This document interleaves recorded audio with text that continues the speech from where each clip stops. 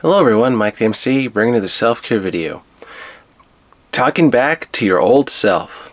Wow, what an interesting theme this will be.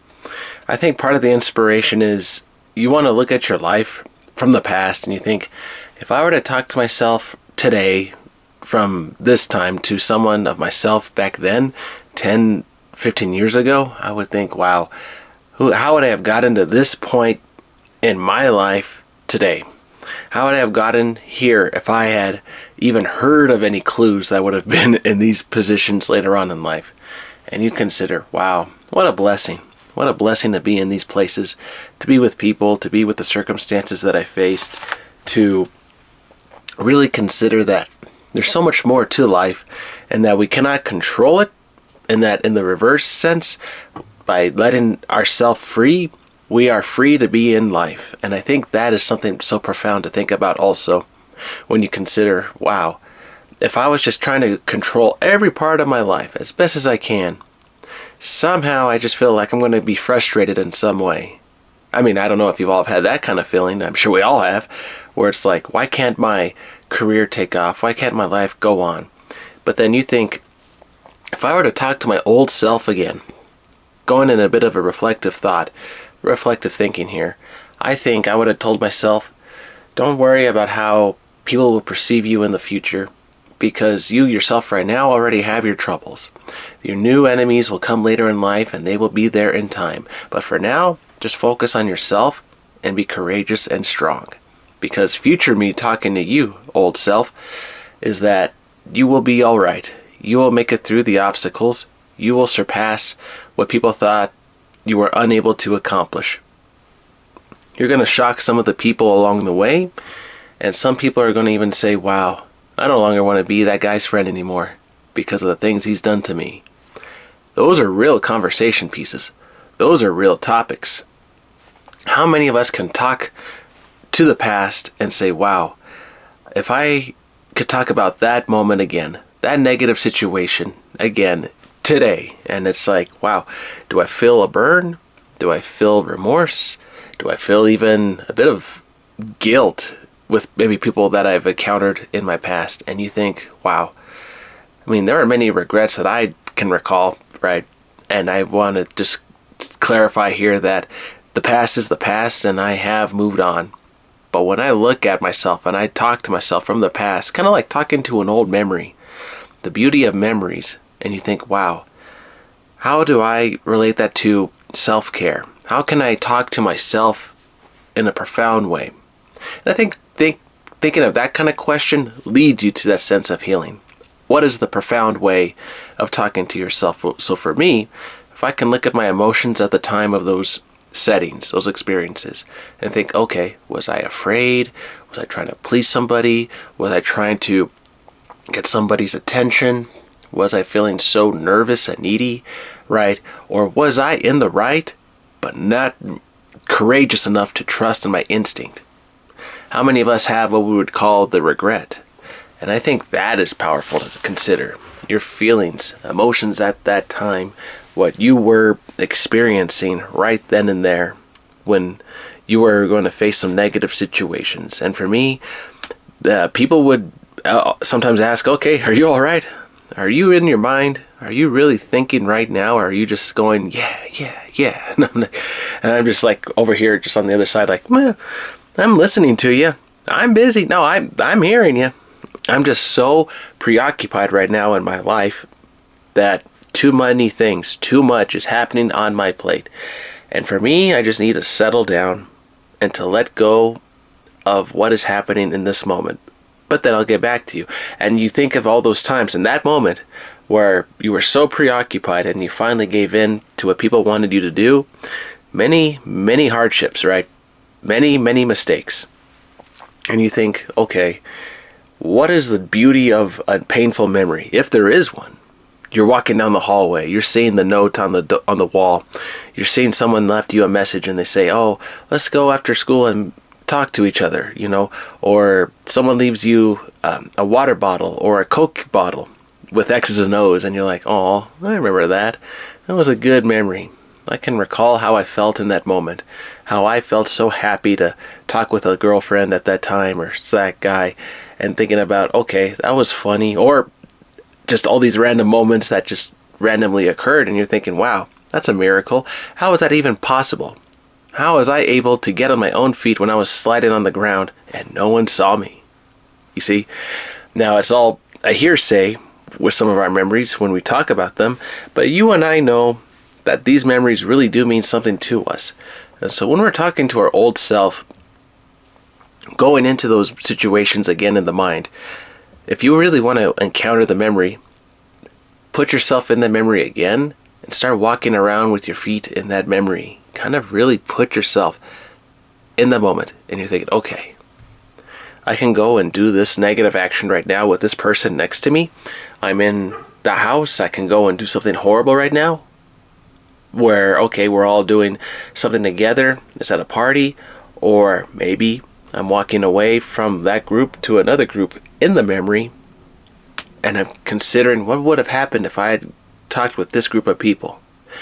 And there, I think it introduces new ways of thinking, new ways to engage the memory, new ways to have a different pathway we would recall with the mind, that you are now thinking of something that could have happened, and maybe it never did happen to you directly, but it gives you that reassurance that you are now considering becoming more aware of the situation of itself. And I think that builds your awareness, self-awareness of being in different situations that are similar that you may encounter. So you go to another party, right, in the future, and you're thinking, okay, me speaking to you, okay, so I'm aware that people are right here at the kitchen, they're all talking together at their party, they're all dancing, they're all having good times, joking about life and yada yada. I know that there are people on the side of the house, they're outside having a good time with the smoke, or they're all talking, it's a little cold, and you're thinking, okay, out there it's a little cold outside. Do I really want to go and be out there in the dark and look at the stars and have that kind of conversation? Do I want to be in that kind of crisp environment? Or do I want to go to the kitchen, the living room? And I'm thinking, okay, right there I know there are couches. It's kind of warm, but I know once I sit down, people are going to start sitting right next to me, and we're all going to be all like, it's like, get away, you know.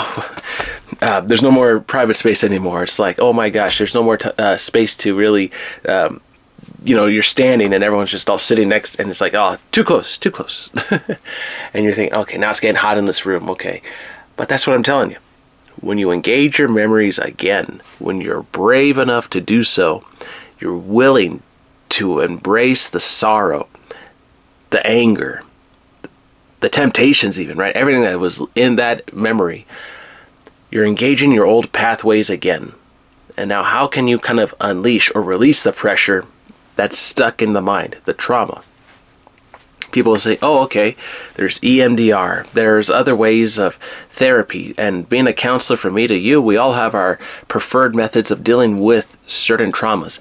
But I love the idea of memory, kind of memory logging or memory journaling, whatever you want to call this, and you're just thinking, in all these situations, kind of like writing a story again.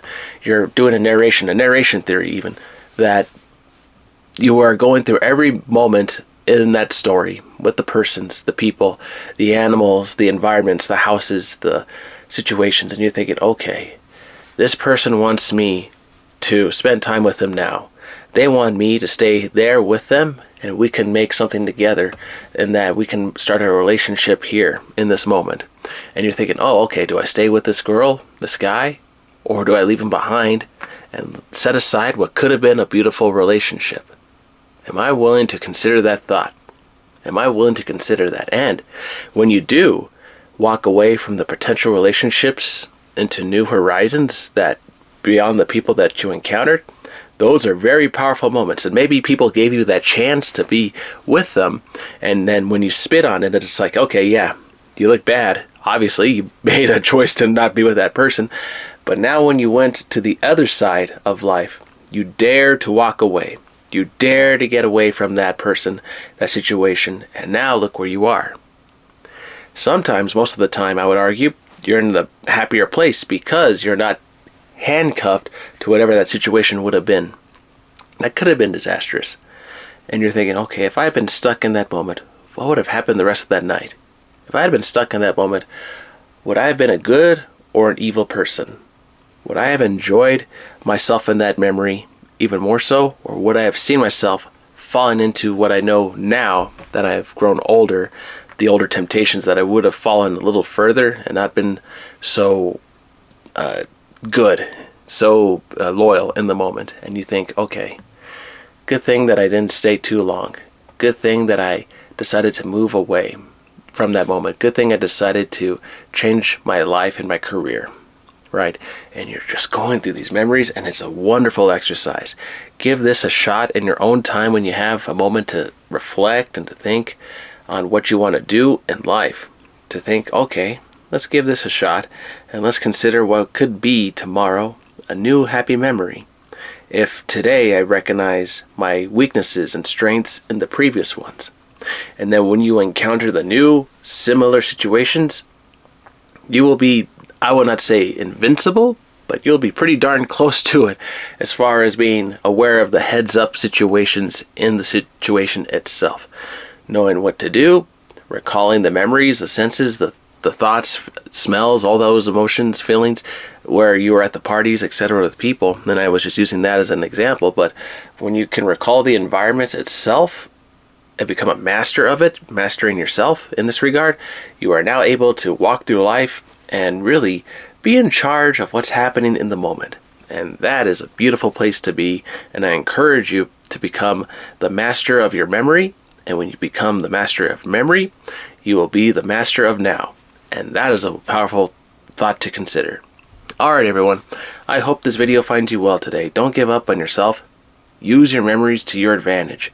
Consider all the aspects of those memories so that way you learn from the past how to avoid terrible situations, and to really be willing to talk to yourself in the memory as well. Can you talk to yourself back then?